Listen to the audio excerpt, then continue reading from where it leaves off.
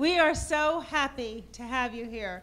We've been planning this for a very long time, and we are delighted that when you throw an event and people show up and you all came, it's like standing room only. I'm, of course, deeply honored to be here with my good friend Anna, who is committed to helping all of our young people across the country and who actually postponed a performance in order to be with us today. So how about another round of applause for Anna Kavira Smith? So you've been hearing the statistics, the 3 million children around our country who are suspended and expelled. And we also know that this is particularly challenging for children of color. And it begins as early as preschool. And I had mentioned to you that a while ago we asked the U.S. Conference of Mayors to challenge the school districts from around the country and ask them to at least say we're not going to expel preschool children. And then figure out how we go from there. And the challenge, of course, is the tension.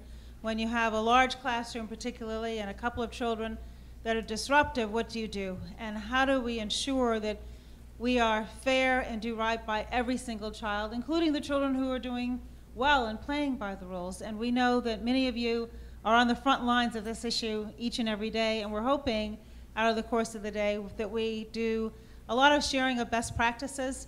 And you come here sharing the President's commitment and everyone in the administration's commitment that in this great country, every child should have the opportunity to reach their full potential. And the question is, what do we as adults do to ensure that they reach that potential? You're going to be hearing in a little bit from Broderick Johnson, who heads up the President's My Brother's Keeper initiative. And one of the key pillars of that initiative, which is designed to ensure that all of our boys and young men of color have that equal opportunity, if they play by the rules, to get that fair shot.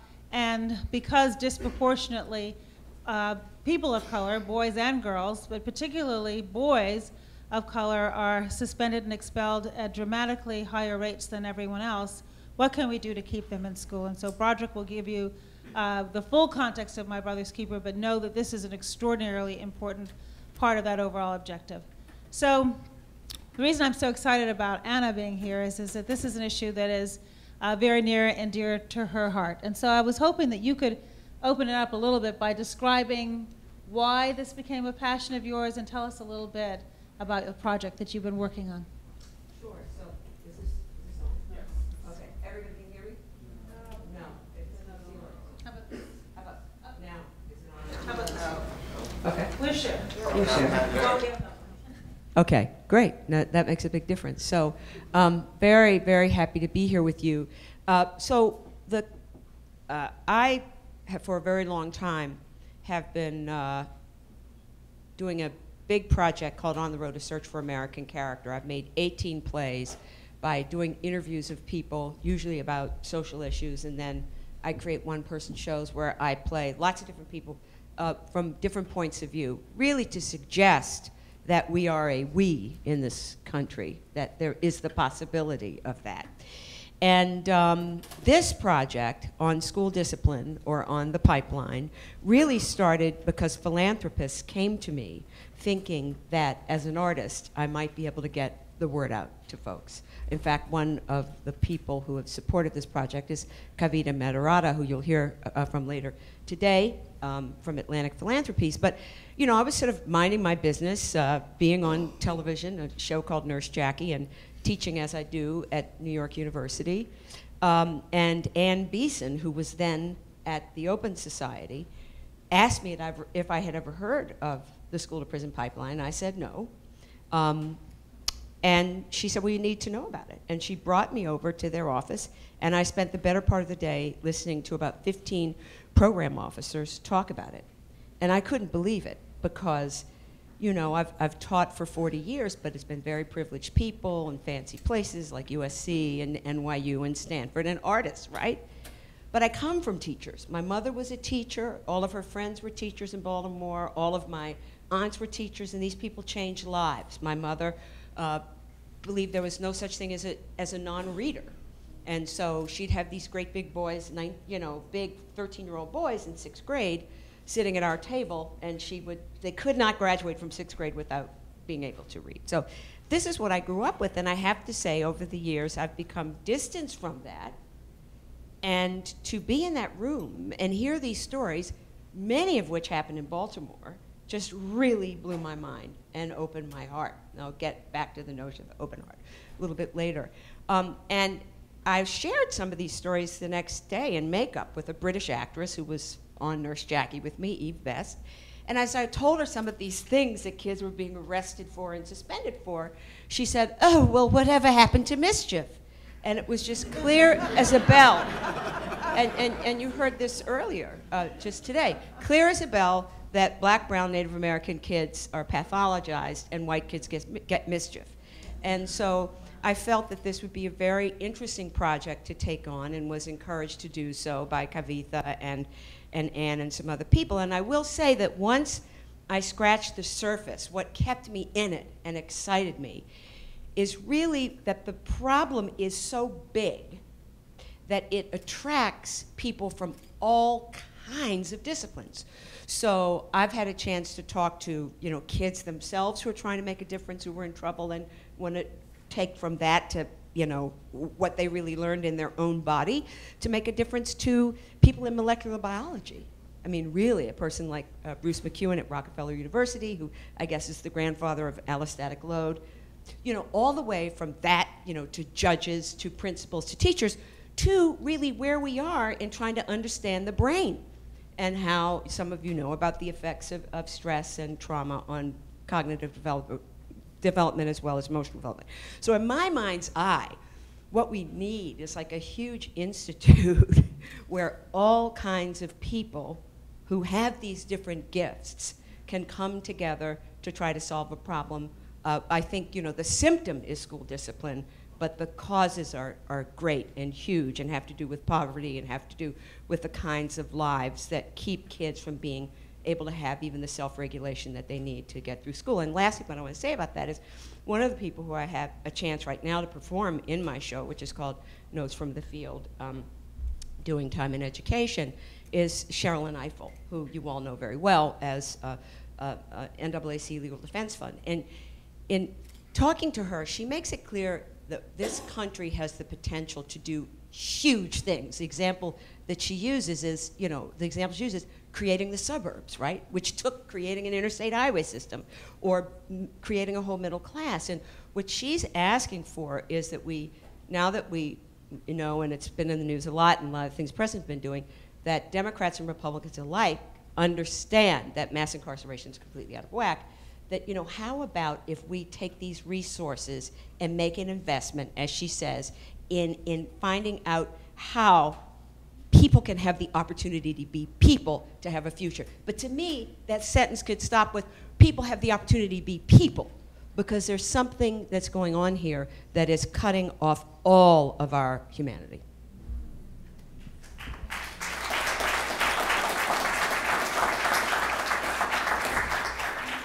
So what, yeah, because, you know, so we've really noticed very dramatically that the president is stepping out in an extremely bold way. No president ever has been as bold as our president has been.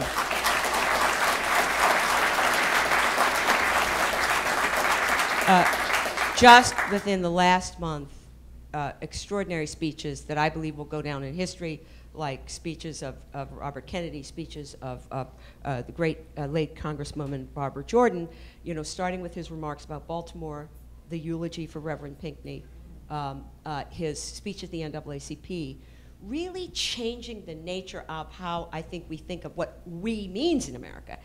What has caused the president to become so bold with regard to race and criminal justice?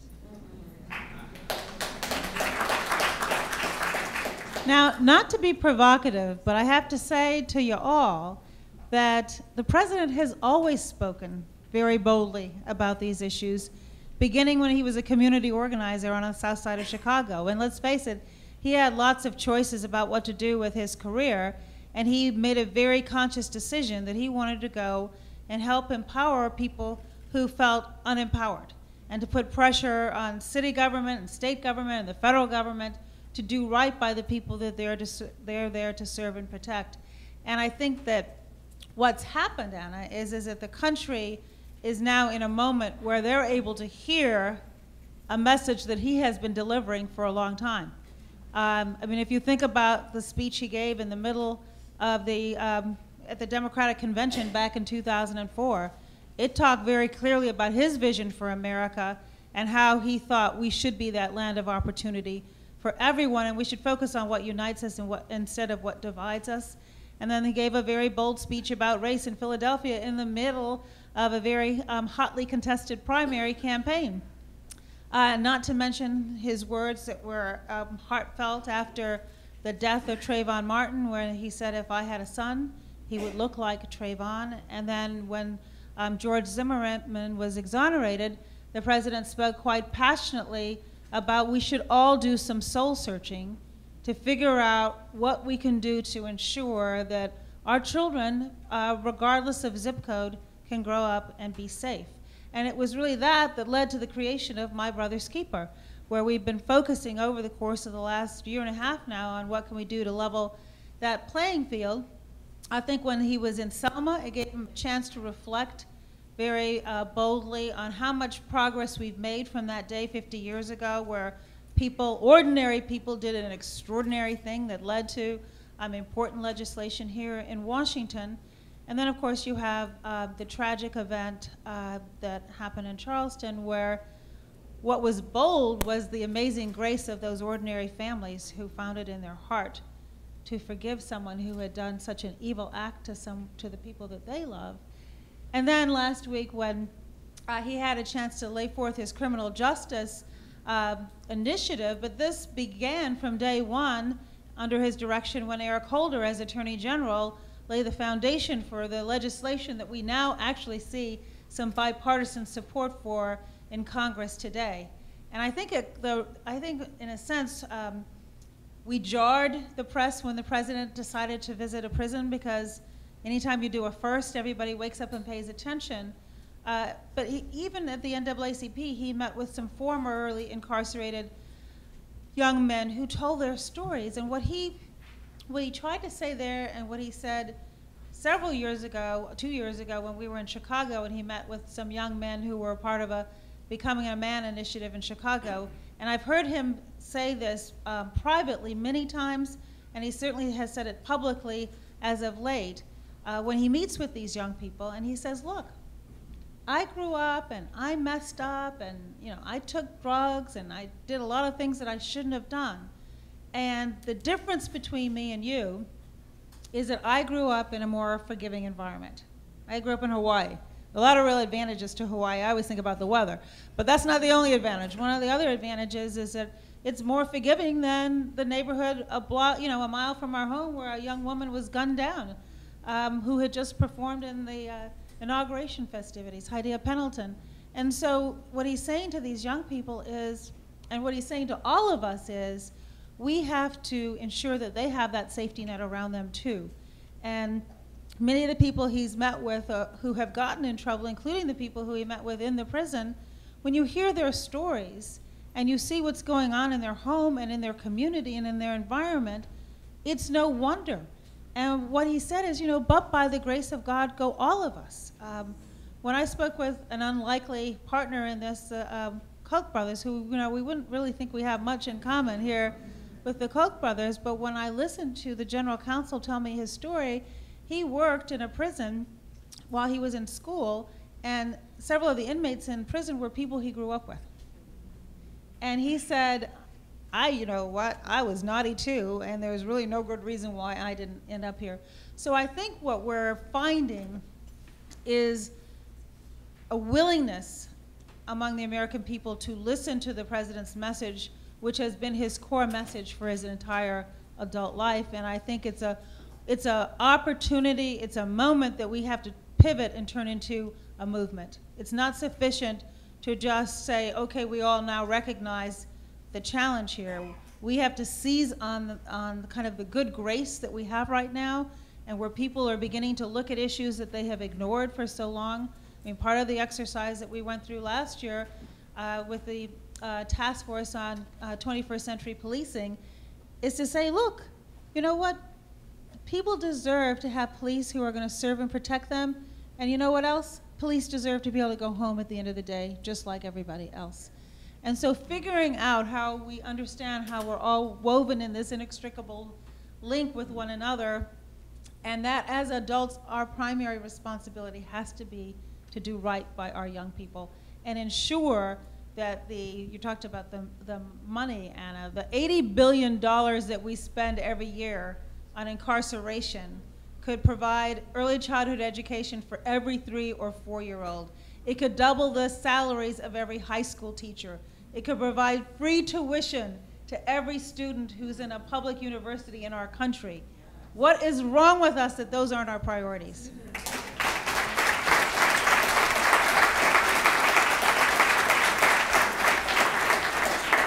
Well, you know, I think the good news is that we're getting there. I mean, I think it is unfortunate that some of the very eloquent things that the president has said of late are because of tragedies that have happened, right? And I'm thinking about this one, I was so happy to hear this in the eulogy for Reverend Pinckney, that first of all, how many presidents have we heard sing Amazing Grace? He says, President Obama says, that's what I felt this week, an open heart. Now hear this, that more than any particular policy or analysis is what's called upon right now, I think. It's what a friend of mine, the writer Marilyn Robinson, calls that reservoir of goodness beyond and of another kind that we are able to do each other in the ordinary cause of things, right? The goodness that we're able to do each other in the ordinary cause of things, that reservoir of goodness, if we can find that grace, anything is possible. So he's saying that in addition to policy, we need this, he calls it an open heart, other people would call it compassion, and some people would say the will of the country. So my former colleague Pedro Noguera says, you know, look, we can't count on the government alone because we haven't heard any talk about a war on poverty since Lyndon B. Johnson. The will is not there.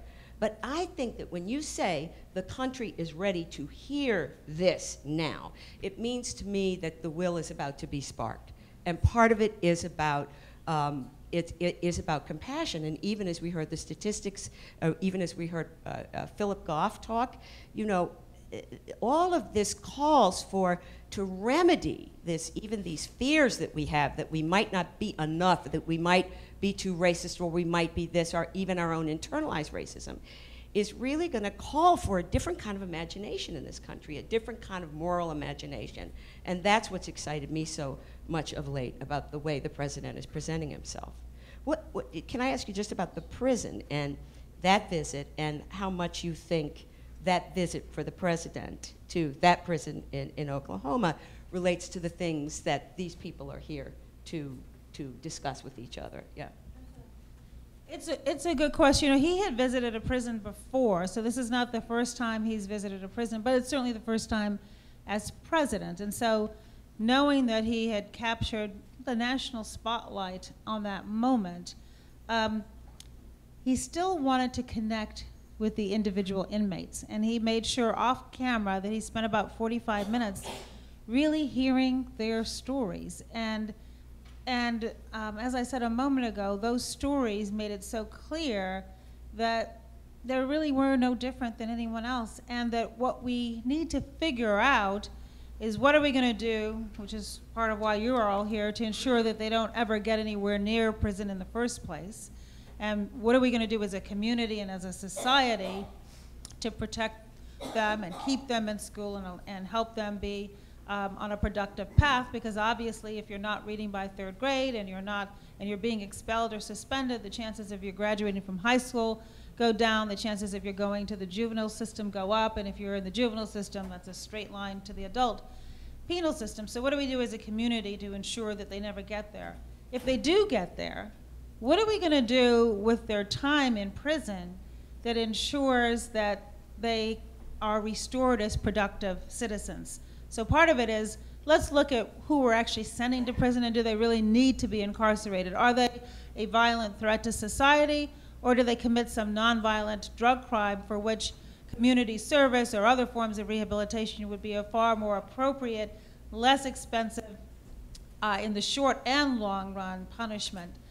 So the prison that we visited has a good drug treatment center, it has a training center, so during their time there, they're developing some life skills that will enable them to be self-sufficient in an honest way when they leave.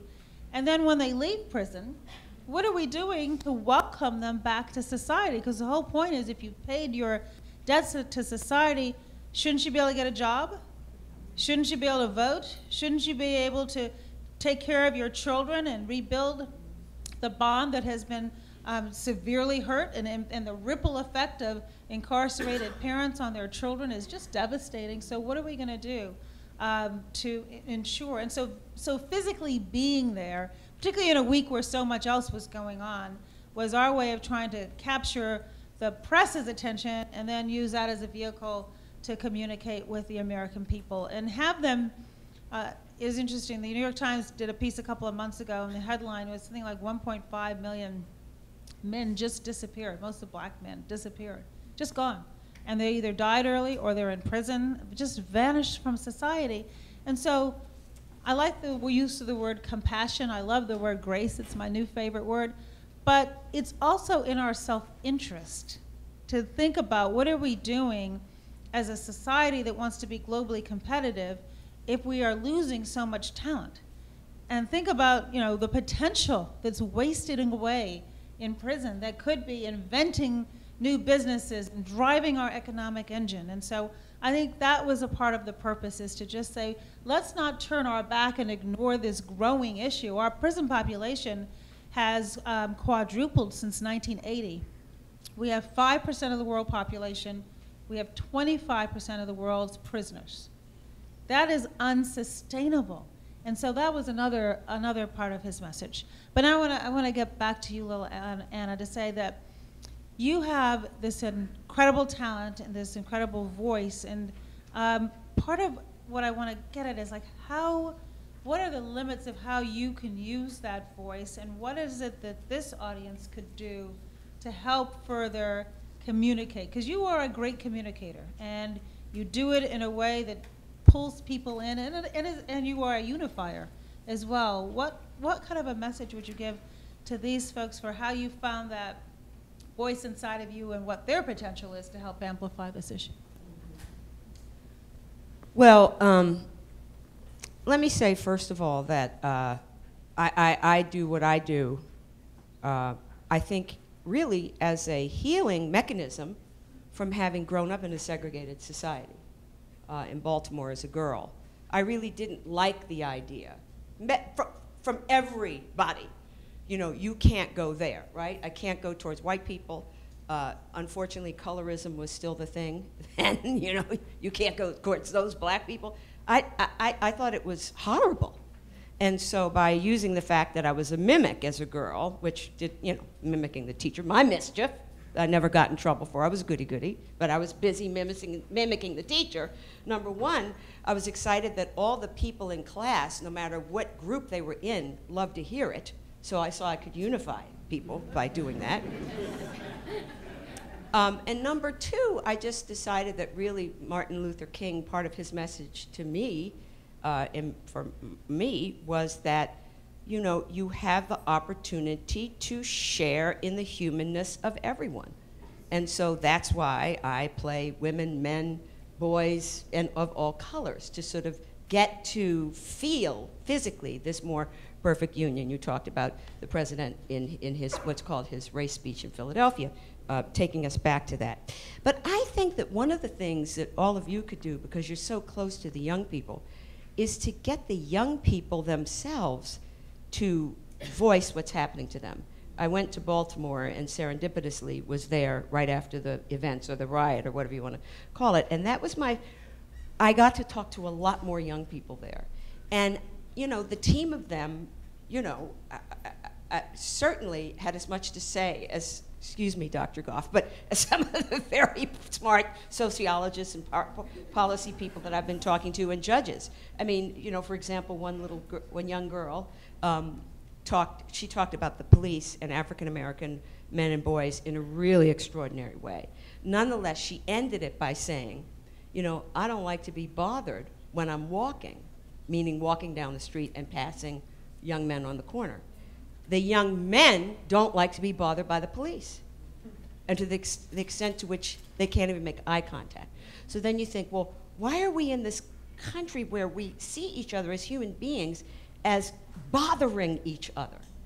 So I think that you know this because you are right there on the front lines. How can we bring young people into that, that metaphorical institute that I'm talking about? But I also think it means that we have to give them the opportunity to expand their own compassion and their own humanness. And I'm not so sure that the kinds of pressures that I hear about on teachers allow that. You know, we know all about the kinds of measures that are placed on teachers. You know, I think maybe there's not enough discussion of that. How do we expect human beings to grow, whether they're in a fancy private school or whether they're in these very, very vulnerable schools?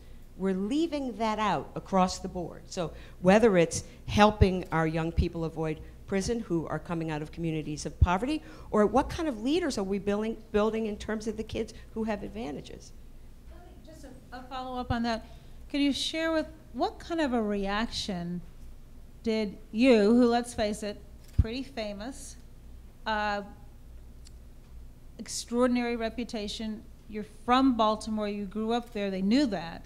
What kind of a reaction did you get from the young people to your curiosity about their lives? I have to imagine just talking to you had a profound impact. Did they share their feelings about the fact that you were actually asking them what they thought? They didn't, but, and I don't think they knew who I was, you know, quote unquote. I don't, you know. Well, I mean, they probably don't have Showtime. And I doubt if they know about my theater work. Well, I will tell you that that was what was so moving to me, was their willingness to talk to me. The young man who shot the video of Freddie Gray, who we just ran into on the street and was willing to talk to us, was one of the most eloquent people I've ever heard. You know why? He never finished high school. While he was in prison, he read the dictionary from the front to the back. Mr. Kevin Moore, right? I met a young man in a facility, and at the end of the talk, you know, we talked for about an hour, and I, you know, thought, I was surprised he wanted to talk to me that long. And as I was about to leave, he leaned forward and he said, can I tell you why I'm afraid not to be committed? And committed, you know, means to be in a facility. And he talked about how if he wasn't in that this cycle, he wouldn't have services. He wouldn't have support. And so he was thinking, maybe I'll do something to get back in, but I'm afraid they'll send me to, you know, Utah, and then I won't be able to see my son. And that was heartbreaking to me. It was heartbreaking to me that he wanted to share it, and the fact of it was heartbreaking. And why was he sharing it with me? I don't think he knew who I was. I think that inside of these young people, the message is so strong, they would scream it from a mountaintop. I just happened to be walking by and turned on a tape recorder.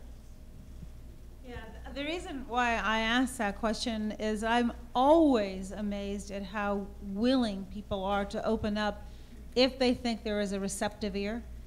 And I mean, one of the inmates that the president met with said being in prison saved his life. He said, if I were on the street, I would still be using drugs, and I was heading right down the drain. And being here and getting in this treatment program, it has saved my life. There was also, we went up to the Bronx when the president launched this new My Brother's Keeper Alliance, which is a private sector effort that's partnering all across the country to try to raise funds to invest in programs that work that are helping these young boys and men. And the president had a roundtable with a group of boys before he announced the alliance, and one of the boys said to him, how did you forgive your dad and love him? And you know, this is like a 15, 16-year-old kid. You know, usually, no offense to the men in the room, that they're not necessarily so in touch with their emotions to be able to have this kind of a conversation at that age. And the president said, you know, I had to really think about his life and the challenges that he had, and I had to kind of get my head around it and my heart around it and kind of let go and decide that I didn't have to be defined by my dad, that I could be my own person, and that I could decide that I was going to be a better father than my father, and I could start by becoming a good husband. And he encouraged all the young men that, you know, be good to women, and he turned it into a teaching moment. And then the young man opened up and said that his father had been abusive to his mother and had left the state so he didn't have to pay child support. And he hadn't talked to him in a couple of years. And the president said, you know, maybe he's trying to figure out how to work his way back to you. Why don't you call him? And it was kind of just a fleeting comment, and then they moved on, and we heard, I don't know, a couple weeks later, was it Roy, that the young man had called his dad. And his dad welcomed the call, and they reestablished communications. And who knows what will come of it, but I'm not sure that young man would have ever called his father if the president hadn't said, why don't you?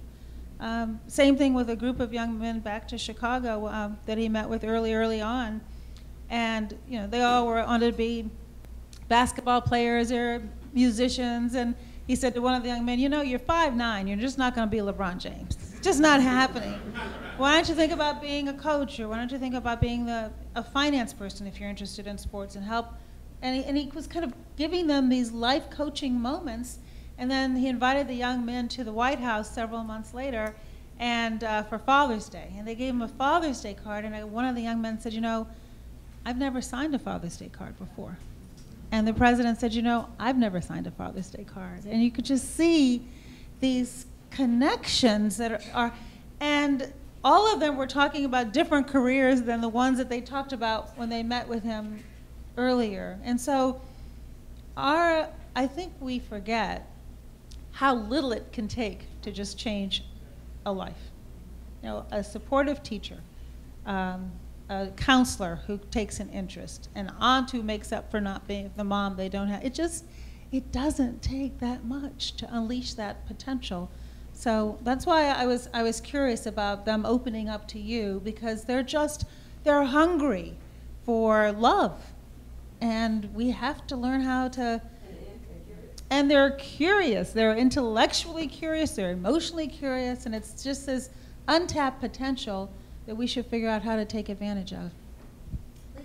As you talk about the president, I think he's kind of like the brother-in-chief or the father-in-chief in this regard. You know, I think one of the things that's implied in what I've heard already today and what you're saying, Valerie, is that, you know, this is really a moment to move resources that have been placed on the back end and bring them to the front end, right? You know, some of the people that I met at the Maryland Correctional Institute were people who were benefiting from a college program that Goucher is doing, or my university, NYU, is taking college courses in now, and as you know, so is John Jay. Lots of places. So we have the pipeline out of prison to college. And all of the people I met who were benefiting from Goucher, you know, the inmates, said, you know, one after another, if I had known what I know now, I would have made different decisions. And so education is obviously not just about ABCs. It's about a different sense of yourself as a citizen. What does success look like for you and the president with all these things that you're doing right now? Well, you know, as the president says, first of all, really important things can happen in a fourth quarter, and we're in the fourth quarter of his presidency. And you just have to, I mean, success means good is better than not good. And you have to just keep pushing along. And sometimes it's a base hit, but with every base hit, you're changing a line. And so that's where he's focused, and he's always taken the long view, and whether it was deciding early in his administration to pursue health care, and people would say, well, what does health care have to do with the economy? One of the single biggest drivers of our deficit and costs in families and businesses is health care costs. Not to mention, if we want to be healthy, productive members of society, in a country as wealthy as ours, doesn't everybody deserve affordable, quality health care? I mean, why is that a bad idea in our country? And so, but it was a decision he made early on that's now finally the law of the land, been to the Supreme Court twice, done. I think it's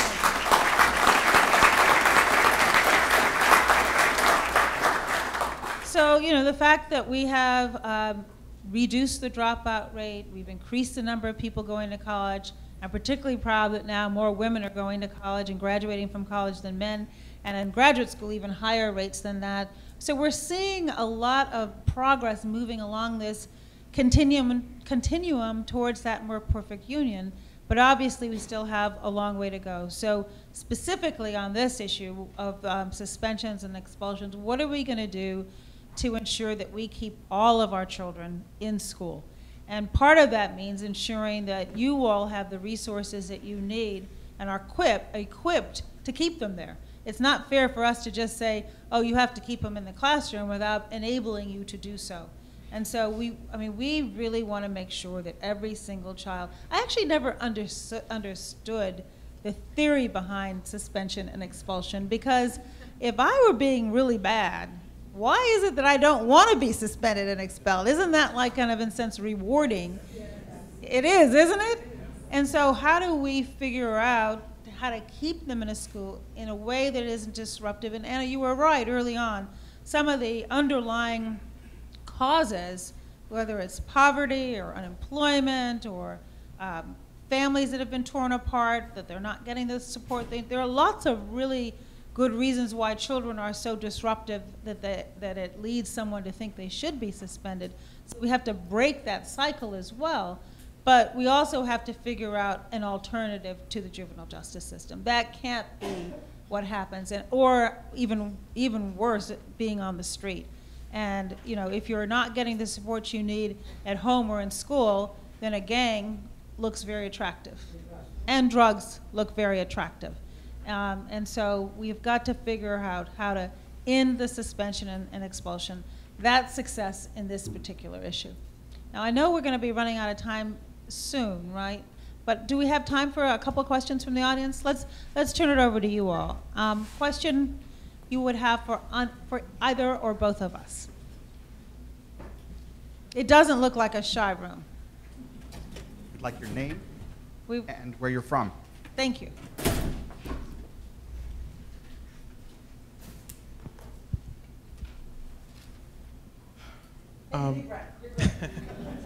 My name is Jim St. Germain, and I'm from Brooklyn, New York. And many of the issues that you guys are talking about are very close to my heart. I've personally lived many of them. And I guess my question for you, Ms. Jarrett, both of you guys, is how do we keep this going as a society where we can help those who perhaps not seeing this from the view that we're seeing it, to kind of understand how important this is and how this is not just only good on the moral issues, but also fiscally responsible in terms of helping young colored people succeed? It's a very good question, and thank you for standing up and asking that question. I think the reason why you're here, because let's face it, we could have had this conversation in Washington with a bunch of think tanks, smart people, people within the federal government. We brought you here so that it becomes a partnership, and so when you go back home, you can talk about what you learned and what you shared with the people who are here. And so it is you become kind of the grassroots organization that spreads back out across the country and shares what happened today. Because we don't want this to just be one day. We want this to be a movement that continues forward. And it has to build momentum. And the only way it will really build momentum in a sustained way is if you own it. Each of you individually and collectively has to own this issue and drive it. Because the press might cover it for one day, and we're live streaming it, so we reach a lot of people across the country who couldn't be with us here. But we're counting on you, but we wanted to have it here at the White House to signal how important it is to the president and to the administration, and hopefully, I know that means something to you. It's obviously touched your heart, and that's how change happens. It's when ordinary people go out and together and individually just do extraordinary things. I love that question, because that's really what it's all about. And as an artist, and I think you'll find many more artists doing this type of thing, I'm trying to use the theater as a convening place. And in the play that I'm performing right now in Berkeley Rep with the jazz musician Marcus Shelby, we stopped the show right in the middle. And instead of having an intermission where people go out and get a glass of wine or something, we're dividing the audience up, 500 people, into groups of 20, and they go off and they talk in groups for 25 minutes. And they have to come up with these commitments. Let me just tell you a couple of things people have said. Somebody committed to walking children to school in the Tenderloin, which is a really rough area of San Francisco. I commit to helping SB 124 limit solitary confinement in California's juvenile justice system. And, you know, it just goes on that people, and these audiences are, the theater is largely white middle-class people. People want to help. And I think, you know, it might be like old-fashioned things on the block, you know, that people can do to see what their neighbors think. And I think it's really where we are right now, is any kind of way that we can convene in groups of strangers and get people talking together is one of the things that's going to make a difference.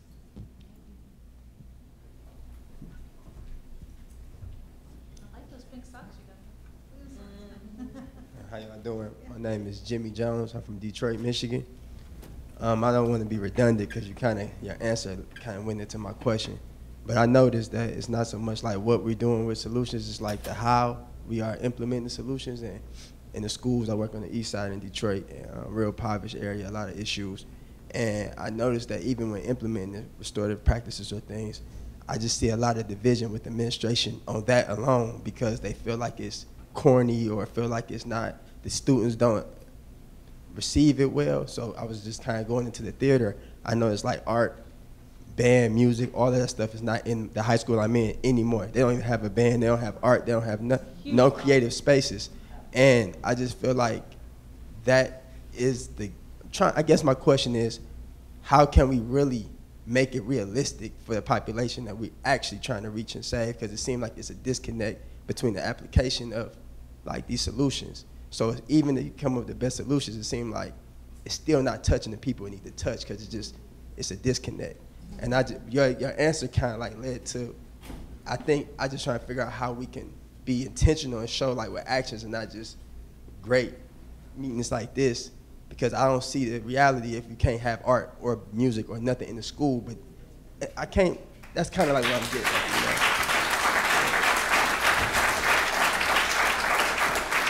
Well said. We completely agree with you. Good morning. My name is Monica Garcia from Los Angeles, and I want to say thank you to the whole administration that called on us to reduce the dropouts some years ago.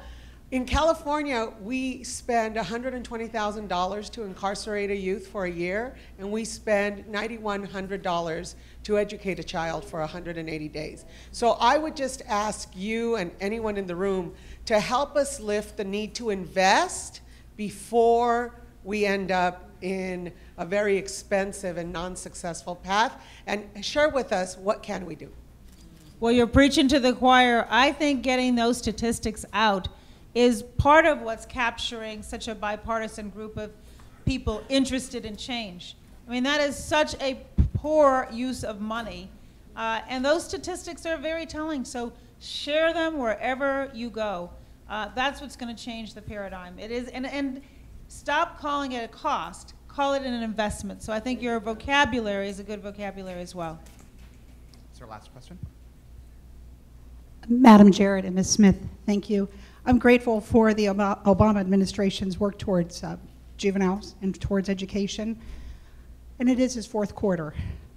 So what do we need to do to make sure this continues on into the next? Well, we'll both answer that, because I think part of what the president wants to do in his fourth quarter is to build so much momentum on these issues that you can't turn it back. So in a sense, you can't put the genie back in the bottle. And I think in this fourth quarter, if we are able to get legislation on criminal justice reform, which provides us tools to reduce the sentencing, fund programs in prison, ensure that people have the opportunity for an employment when they come out, that helps change the paradigm and break the cycle.